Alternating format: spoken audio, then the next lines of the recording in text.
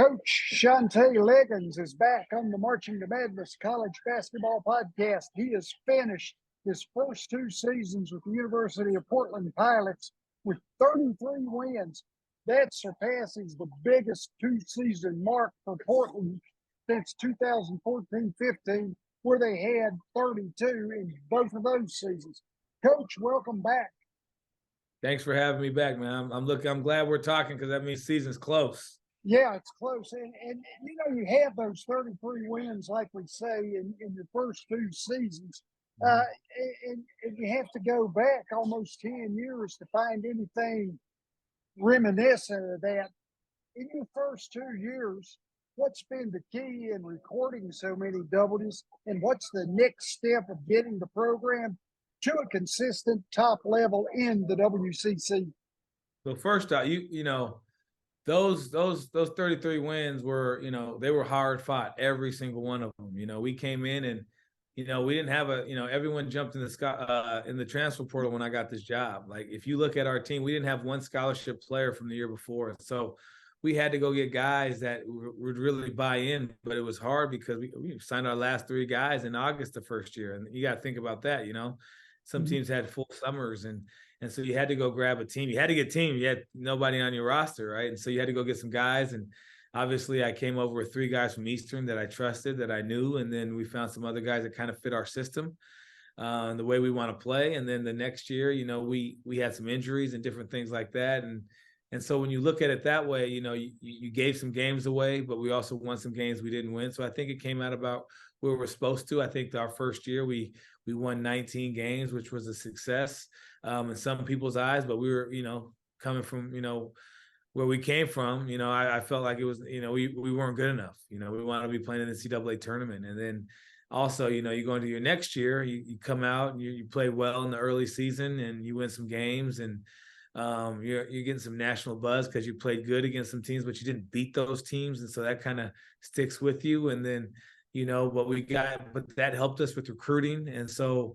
you know, being able to have a little bit of success, you know, I you know, we would call it success, but, you know, from us, from the staff, from our players, I don't think that was a successful year, either one of them, but we did win some games. We did get some buzz behind our name. So in that sense, we did have success. We've gotten some very good, talented kids coming in. So I think, you know, having those types of seasons where you got some, you know, publicity around and people heard about you, and the way we score the ball, we were able to bring in some good recruits, you know, some good freshmen, some good transfers.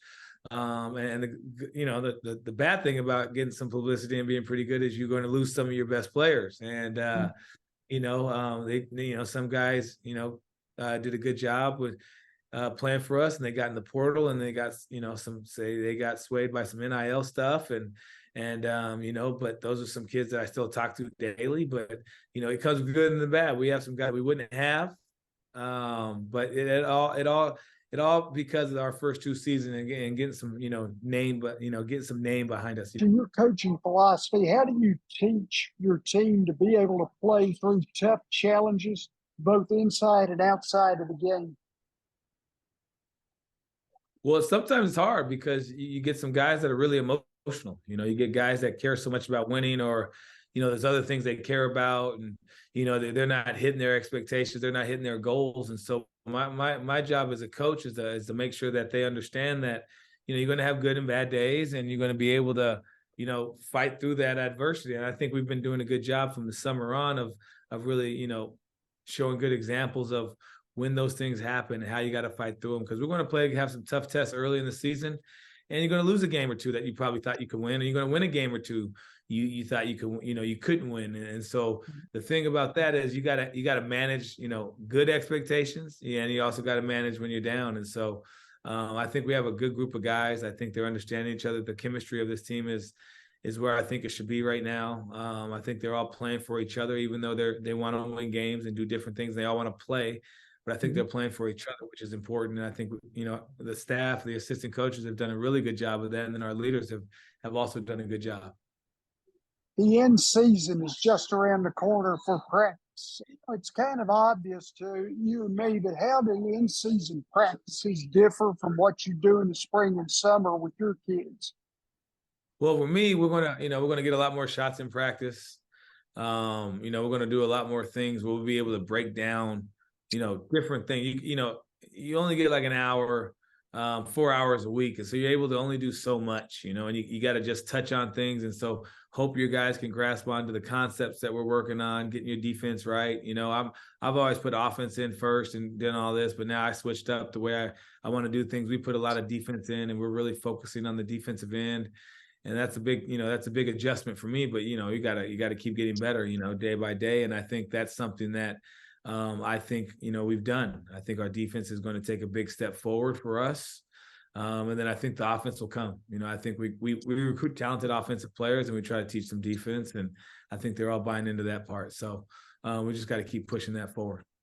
Now, Tyler Robertson is your leading returning scorer as a graduate student from Australia.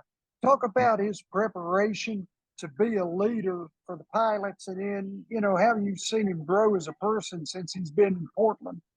Yeah, well, for him with it today, and then from his first day with me, I had him at Eastern Washington with me. It's night and day. He has been able to accept challenges. His first couple of years with us, that wasn't the fact. I think he just had to get comfortable with us. I think, one of those things is, for players, it's hard to trust coaches, especially if you didn't have the greatest coaches in your past. And so I think when they get here, I think all the coaches are saying pretty much the same thing, might be a different tone or a different way. It's just one thing that I want to make sure, but, they all know we got it, we got their backs. And so, Tyler's a kid that I've known for a long time. We've been through a lot together off the court. I know the kid, I know him personally. So that's a whole different thing, and so once you have a connection with one of your players like that, which we try to get with all our players, because, we bring these guys in from all over the world. And so you want to have that connection, and we were able to, he's able to, open the doors and let us in. And I think, me understanding who he is as a person off the court really helped me coach him on the court. And so, his first year was a little moody, but this year now, I think he's more in a sense where he's not fighting. He's always fighting for something. I think he understands that our team needs to win. It's going to help him in his future career. I was trying to tell these guys, no one wants a loser. They want winners. So if you want to play afterwards, you got to win. And so that's the goal for him. You could be averaging 9 points and go make more money than a guy that's averaging 20, because you were just on a winning team. And so those things are important. And they don't see that until they get a little bit older. And I think he's gotten to the stage, and he's seen his teammates go through a lot of different things. He's seen teammates with us that were good, that went to other places and didn't, do the same, didn't flourish in that other system or however they were playing. So, that's another, I think, good reason why he stayed. A lot of guys make these moves and they think it's going to be this, that, and the other, but they got to remember that the other coach has his core guys that they're trying to bring in too. And so, a lot of these guys, and he understands, they're going to tell him whatever. And so I think he understands that. And I think he's setting a good role for, for the rest of the guys. He has 2 triple doubles, and I don't think the average fan understands that a triple double in 40 minutes is much, much tougher than a triple double in 48 minutes with the NBA, the defense. But how does that set the bar higher for the players in general, as well as the team collectively? It sets it high. And I think the guys see him and they see he works, so he's not one of those guys that don't work. And so that's a good thing. And so if he was one of those guys who just sat out all the time and didn't do too much, again, these are one of the things that I think he's adjusted and gotten better at. He's at all the workouts. He didn't used to be, but now he's at all the workouts. So it's something that I think the younger guys see, that his teammates see. And so he's putting a lot of deposits in, if that makes sense, then you're able to take some out. And so, the triple double stuff, I think, he had the ball in his hands so much last year. I think we got guys coming in. It's going to help him because he wore down as the season went on. So he wore down and he was really down and out. And so we had to make sure that he was one of the guys that, we could take care of and make sure that we're not wearing him down. But, those he had a 30-point triple double. I mean, those are rare to have. And it wasn't against just like it was against a league team. It was a big game for us. And so he does a little bit of everything. He's exceptional. I was talking to somebody earlier today about his game. I said, he's above, he's way above average in a lot of different things, but his IQ of the game and understanding the game is at a level that you only see in professional sports. He understands the game that well. Juan Gonzalez is a solid player. You have from Argentina, and he played well at a couple of private schools here in the States. How has your staff developed his game since he came to Portland? Well, he came in as a shooter. I think he's gonna leave here as one of the best shooters in the country. He can really shoot the ball. Again, another guy that's seen Tyler and works incredibly hard, and so he's able to. We really worked on him this summer of changing speed. He was just one speed, and that was fast. And so now we're trying to, show him, hey, you just can't be fast. That's after a while, it's easy to guard, and so he's worked on his pace. He's worked on, finding guys, being more of a pass for, he's 6'2". And so him being at that size can't be you can't try to go inside and score all the time. It's not high school. And so, so he's figuring all that stuff out. He's done a great job with his point guard reads, we call him, where he's finding guys, understanding what makes an assist. It doesn't have to come from you, even though they all think they have to make the pass. Passing now has become now shooting. Like if you don't shoot it off my pass, we got a problem, right? So it's all stats, right? They're stats. And so we're showing him that, hey, if you find this guy and that guy finds the next guy, that's the same as you. Guys who watch basketball will know that you made that play. And so those are the little things I think we're teaching him this summer. Two strong additions come in. Vincent Delano from Compass Prep in Phoenix, Arizona, which is a quality program, and then Cyprian Hyde, who played in beautiful Oceanside, California, where he was a first teamer in the All North County Coastal Conference. Yeah, good freshman. You could add Tyler Harris into that group. Tyler Harris. Yeah, he's a very good young player too. And then we got a kid named Kelson Gebers, another good freshman that's really good. Some of those guys may redshirt, but on the other side, Vince is a very talented player. He's athletic. He gives us something that our team doesn't have. He's a high flyer that can really shoot the ball. He's got a little bit more pop in his step than most of our guards, which is great. And then Sip is going to be a kid that is going to help us, with his size, his shooting ability. It reminds me a lot of Tanner Groves, who played for us, because stretched out to the outside, hit a three, and then his touch around the basket is really nice. And so you got those two kids, and you got Kelson Gebers, who I think is probably the steal of college basketball, just because of the fact that he gets so much stuff. He gets so much stuff done. He shoots it, he jab steps, he gets everything done. And so I'm really excited about that class. And you could even throw Boldang Dit, who redshirted, into that class too, because he's a freshman. Sure. Now, offensive structure is a big key with you and your teams. That's why they're fun to watch and study. 3-point percentage last season was 37.4%, and the team had an effective field goal percentage in the top 10% in the nation. What structure develops your squad so well on that end of the floor? When you don't have a post player, you got to figure it out now. So we love to move the ball. We like to put guys at disadvantages. I want to always be driving closeouts. We're more of a, everyone says, oh, we this, that, and the other, but we really are a team that wants to, get out and go and play and make sure you're making the right reads. We want to get out there and play kind of unselfish basketball. Last year, I think, was probably the last 3 or 4 years, one of our lowest assist numbers. I think it was at like 15 or 16 or maybe even 14. Which isn't, we want to be up in the 17s. And so the ball moves with us. I think we do a good job screening guys. The unselfish play for us, I think, gets guys open shots. And so, once we are able to get a post player that can go score, because we posted our guards a lot last year. And so we have post players now that can play inside, and they're going to get us post baskets. I think you'll see that number even go up a little, even a little bit more, because we have guys that they're going to have to worry about scoring the ball inside, and with our shooters around them, I don't think there's going to be too much help. Talk about how you could make your defense more of a factor as you start this season. I'm glad you didn't say the numbers for defense, because I know we were sure giving up a lot of threes. We gotta do a better job of rebounding the ball. Our first shot defense, coach term is when you shoot the ball and they grab it. I'm pretty sure coaches will watch this, but You shoot it and you Yeah. grab the ball. We did a good job of our first shot defense. We stopped teams, but we gave up a lot of offensive rebounds, And so teams, we'd be up in the half. I mean, in 13 games last year, we're up at halftime.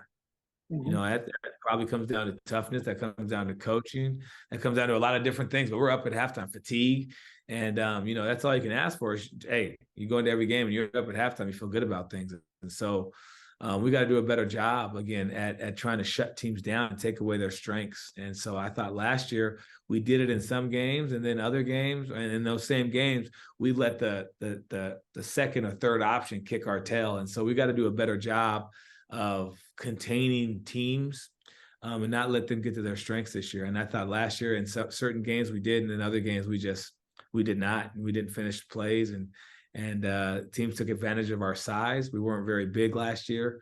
We weren't tall, and we weren't strong. And this year I think we're a little bit different this year. I think we got some size, and I think we got some strength. We got some guys coming back from injury and redshirt years this year, and so I'm looking forward to that. But I think addition, you know, you got to have guys that want to defend. I think we do this year. Last thing, Coach, as analytics is a fun way to study the game, I think, how important is it for you to track your players' performance every 100 possessions? Oh, we do it all the time. Yeah. Coaches always say I'm going to coach by feel. You know, I think you know who your best players are, and so that's Sure. that. You know, analytics for them go out the window, except when you're trying to teach them something. You know, sometimes it's just sometimes you could just see, hey, this guy's better than the other guy, and he may shoot 44% from two and 40% from three, and this guy's 45, and the volume and all that. And so, you know, it really helps you when you're trying to build your rotation. It helps you, with me at least, it helps me with rotations. It helps me with who's going to shoot what shot and the things we could talk about and what role those players will be in. I think that really puts us into a good spot where it's like, hey, this is what you're going to be able to accomplish because this is who you should be and how you should be playing, because you had the whole spring, you had the whole summer, you had the whole preseason, and you're still this person. So after a while, you know, that person's who you are. You know, and I love guys and how they develop and skill, but, you know, analytics and different things like that will show you, you know, who that player is at the time. Now, guys get better. That's the whole thing. Our whole thing is skill development. And so I don't want a guy that, you know, shot 28% from three last year not to take any threes. I want him to work on it, be in the gym, and then come out and perform. Just make sure you are working on what you're supposed to be working on daily. And then, you know, that helps. But that's what analytics helps me with, because I know Tyler Robertson's one of our better players, right? And so, like, some analytics may say, no, but there's a game where this kid was better and he should be, you know, and that's not how we do a lot of that stuff. But I do love looking at the analytics. It helps us with our rotation and roles. When you develop player skills individually, do you kind of make a checklist per player in an order for that, or does that just come out in practice? Well, it comes out. Well, I talk to my players a lot. You know, we talk about, you know, they all want to know what players they identify with, who they can see themselves as, if they're an NBA player or European player. I got a lot of, you know, international guys, so they bring those things up. I talk to them, especially once the season's over and, you know, our team's leaving. I tell them, hey, let me know, give me 10 things that you think you want to work on this summer. And I'll give you the 10 things I think you need to work on this summer. And let's come to an agreement of what we can get better at while you're with us. I know they're going to have their trainers. They all got trainers now, and they all got this. But when you're with us, we do a lot of work with our guys. You know, we make sure that we're working on the skills that they want to develop, but it's also going to help them become the best basketball player they could be. Sometimes you have an idea for a guy, and it lets you know a lot about a guy or a player. If he's like, oh, I want to work on, you know, this particular thing, you're like, well, that's not even close to the kind of player that you'll be successful at. So then you can start breaking different things down with them. But a lot of their player development comes from, you know, when I talk to them and their coaches and what they need to work on, and what, you know, their coaches, their AAU coaches, their trainers, even their parents have a good idea of what they should. I love bringing everybody in so we're all on the same page. And that's one thing we'll keep pushing for. And then, hey, like, I don't think your left hand around the back pass is really going to help anybody, you know. dribbling through 400 cones in the summer isn't the same as dribbling and playing one-on-one with one of your teammates. One-on-one went out the door. I don't know when that happened, but guys don't like playing that anymore. It used to be the game, right? And so we try to do a lot of stuff, and that's how you build your skill in your game. And so, you know, we always put that in, but I always talk to guys about what they want to do and how, because it gives me a sense of who they think they are, even after the season, and who they want to become, which is sometimes great. And sometimes guys will, you know, feed you what you want to hear. Coach, I want to work on my jump stop this summer and playing off 2 feet. Yeah, okay. That's not truthful. But still, you know, we get to those guys and we make sure that we really develop what they want to do. And they help us build a spring and summer and a fall for them to get better. Coach Shantay Legans, one of the best communicators with his players and, you know, their parents, their coaches, their AAU coaches that we have in college basketball. Coach, it's a pleasure having you on here, and I wish you and the Pilots good luck this year. Thank you. And this year I will send you some shirts because you got to represent us if we get to that tournament. Oh, when we get to the tournament.